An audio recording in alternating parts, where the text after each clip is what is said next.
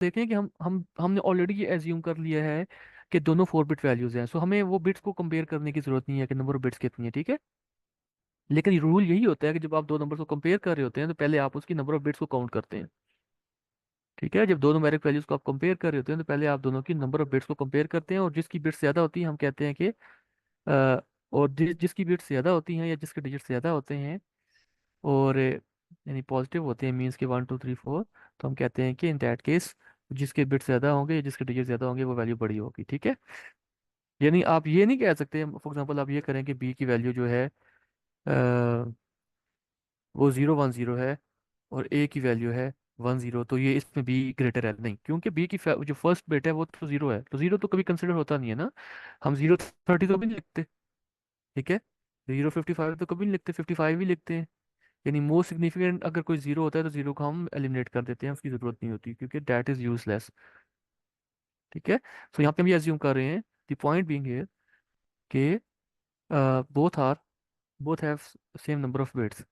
तो उसके बाद हम कंपैरिजन करना शुरू कर रहे हैं मैग्नीट्यूड का, हर बिट की वैल्यू का, तो उसकी हर नंबर की उसकी करस्पॉन्डिंग बिट को जो दूसरा नंबर है उसकी करस्पॉन्डिंग बिट से कंपेयर कर रहे हैं, यानी A3 को B3 से, A2 को B2 से, A1 को B1 से और A0 को B0 से। So now let's talk about A is greater then B।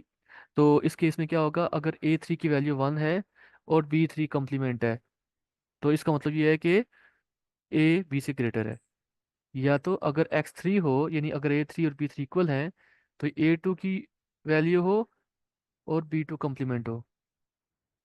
या फिर हम कहते हैं कि X3 X2, और फिर हम कहते हैं कि A1 B1 कम्प्लीमेंट। या फिर X3 X2 X1 और A0 B0 कम्प्लीमेंट। ये पॉइंट क्लियर हो गया। तो कम्प्लीमेंट मीन्स के 0, नॉट कम्प्लीमेंट मीन्स के 1। ये इक्वेशन आप अपने पास लिख भी लें किसी नोटबुक के ऊपर। ओके, लास्ट हमारे पास है A is equal to B। So A is equal to B से मुराद क्या है कि हर बिट A की हर बिट B की उसकी करस्पॉन्डिंग बिट से इक्वल होगी, यानी अगर A की वैल्यू है 0 1 0 0, 0 1 0 1, तो B की वैल्यू भी 0 1 0 1 होगी, तभी ये इक्वल होंगे, ऐसा ही है ना।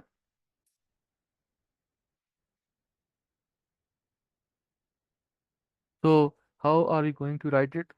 It is very simple, X3 X2 X1 X0। और यहाँ पे मैं एंड ऑपरेशन परफॉर्म करूँ, एंड से मुराद ये है कि ये चारों कंडीशंस मीट होनी चाहिए। और से मुराद ये था कि इनमें से कोई एक भी कंडीशन जो है, यानी एक भी मिनटम जो है वो ट्रू होती है, उसकी आउटपुट आती है, तो इट मीन्स कि that is true for the output. But in this case I have to check each and every bit, यानी जब तक मैं लास्ट बिट पे नहीं पहुंचता, जब तक मैं लास्ट बिट को कंपेयर नहीं कर सकता, तब तक मैं ये डिटरमिन नहीं कर सकता कि ये दोनों इक्वल हैं। इट इज़ पॉसिबल कि फर्स्ट 3 बिट्स में इक्वल हों लेकिन लास्ट बिट जाके चेंज हो जाए, तो वहाँ पे वो नॉट इक्वल हो जाए। So that is why it is important कि आपने यहाँ पे एंड ऑपरेशन को यूज़ करना है। सो एंड ऑपरेशन कैसे यूज़ किया है?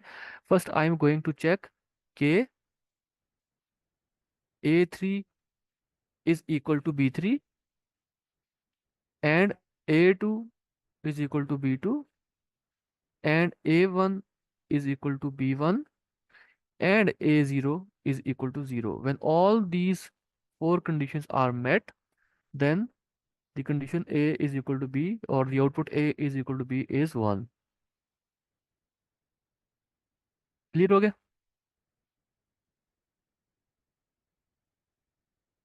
जी, किसी को कोई कंफ्यूजन है तो हैंड रेस कर ले।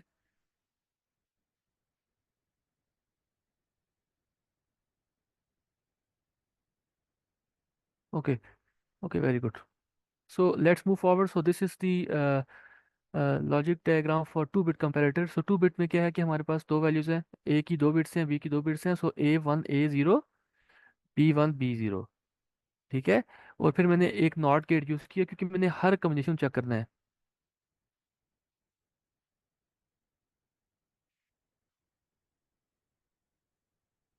तो आप एंड इसलिए करेंगे कि मैं कहता हूँ कि हर बिट उसकी करस्पॉन्डिंग बिट से इक्वल होगी, तब जाके हमारे पास जो आंसर है यानी वो ए इज इक्वल टू बी होगा, ठीक है। एंड सवाल ये है कि अगर फॉर एग्जांपल अगर ए टू, लेट से मैं कहता हूँ कि ये ए टू बी टू की इक्वल नहीं है, तो क्या फिर ए और बी इक्वल हो सकते हैं?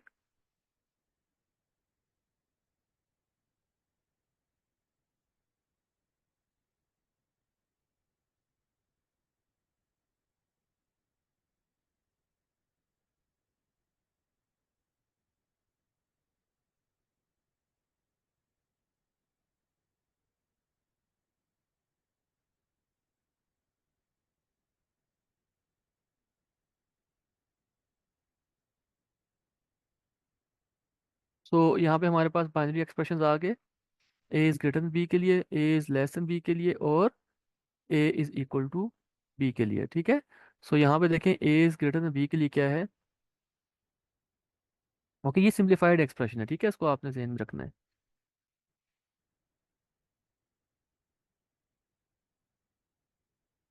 ठीक है, अब ये टू बिट के लिए है।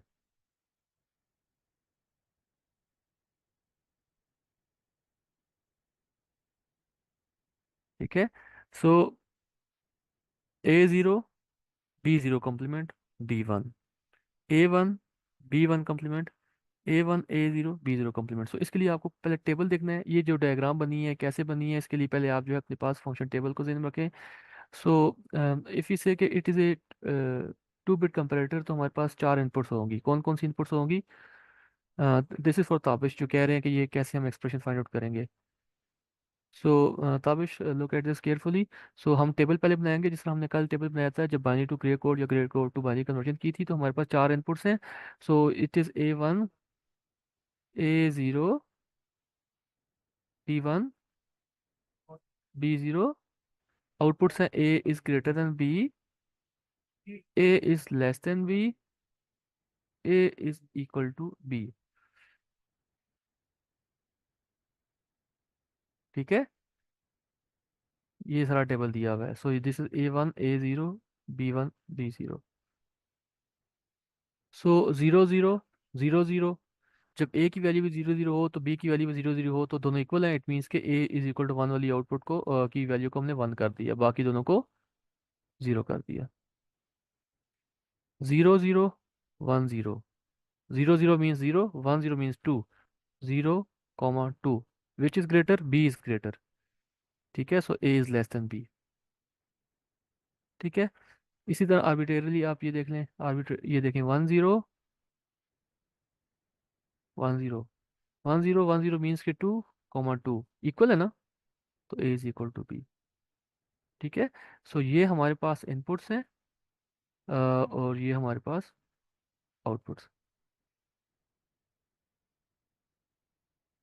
जी ताबिश, ये समझ आइए अभी तक?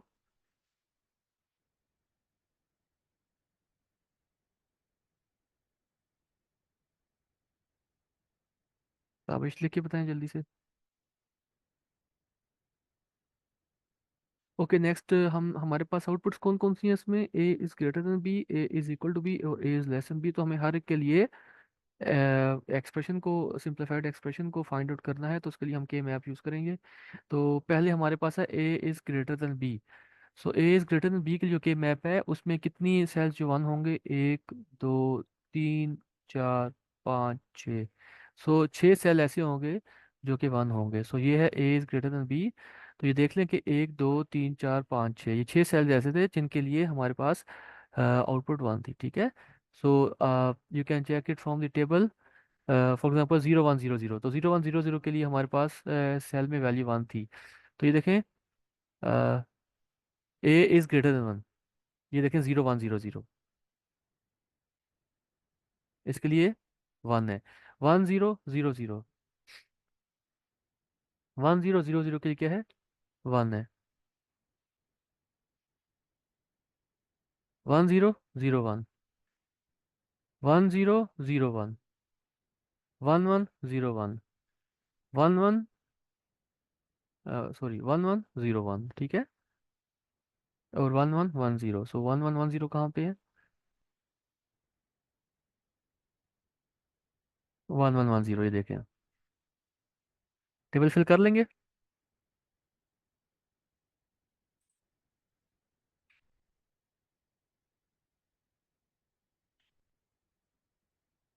Okay, so next step is to find out the simplified expression. So पहले हमने ग्रुपिंग कर ली। सो यहाँ पे पहले हमारा जो ग्रुप बना वो फोर सेल्स का ग्रुप बन गया। तो अगर हम इनको कंपेयर करें, सो हमारे पास कंपैरिजन में आता है one one zero zero, one one zero one, one zero zero zero, one zero zero one. क्या आएगा? A1 B1 का कम्प्लीमेंट, जो कि यहाँ पे दिया हुआ है। ठीक है। देन फिर आप इसको, इस सेल को देखें, zero one zero zero, one one zero zero, A0 B1 का कम्प्लीमेंट, B0 का कम्प्लीमेंट।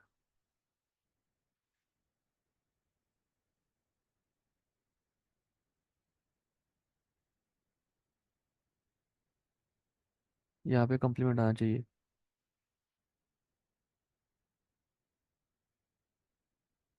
और ये जो है वन वन ज़ीरो ज़ीरो,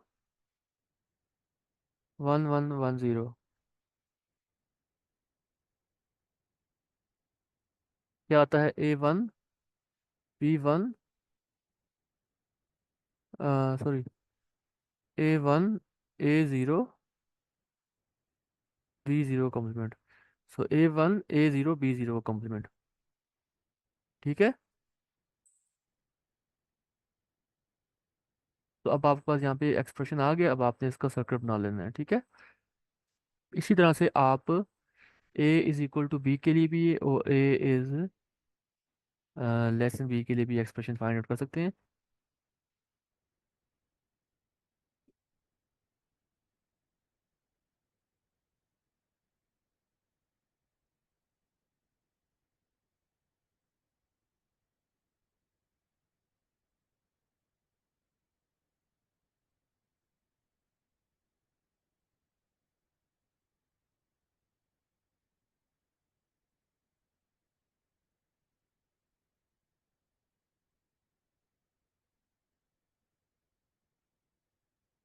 तो यहाँ पे आपने देखें कि यहाँ पे डायगोनल में जो है वन लिखा जाएगा, क्योंकि देखें यहाँ पे ए की वैल्यू जीरो, बी की वैल्यू जीरो, ए की वैल्यू जीरो वन, बी की वैल्यू जीरो वन, ए की वैल्यू वन वन, बी की वैल्यू वन वन, ए की वैल्यू वन जीरो, बी की वैल्यू वन जीरो।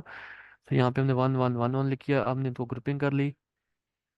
बच्चे मारिए, ये अब आप खुद करेंगे। ये आपको अब बूलियन अलजेब्रा के लॉस का पता है ना। आप सिंपल इसको करें ज़रा। फॉर एग्जांपल इसको देखें तो क्या बनेगा? ज़ीरो ज़ीरो ज़ीरो ज़ीरो क्या बनेगा? A1 complement, A0 complement, B1 complement, B0 complement. ये एक एक्सप्रेशन आ जाएगा। इस तरह से दूसरा भी आ जाएगा, तीसरा भी आ जाएगा, चौथा भी आ जाएगा। फिर आपने जैसे जो कॉमन निकलना है, कॉमन निकाल के आप इसको सिंप्लीफाई करेंगे तो आप देखेंगे कि A is equal to B is equal to A0। ये कौन सा साइन सिंबल किस चीज़ को रिप्रेजेंट करता है? ये तुम्हें पता है कि ये एक्स और है। ये किसके इक्वल है?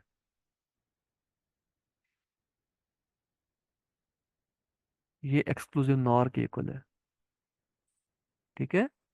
सो यहाँ पे हमने A0 और B0 का एक्सक्लूसिव नॉर है, A1 और B1 का एक्सक्लूसिव नॉर है। तो इसको आप देख लीजिएगा। इसको आप करने की कोशिश करें। अगर किसी को समझ नहीं आता तो फिर हम डीबी के ऊपर पोस्ट करते हैं। ये पहले आप लोग खुद इसको सॉल्व करेंगे। ठीक है। अगर आपसे सॉल्व नहीं होगा then I will help you. ठीक है।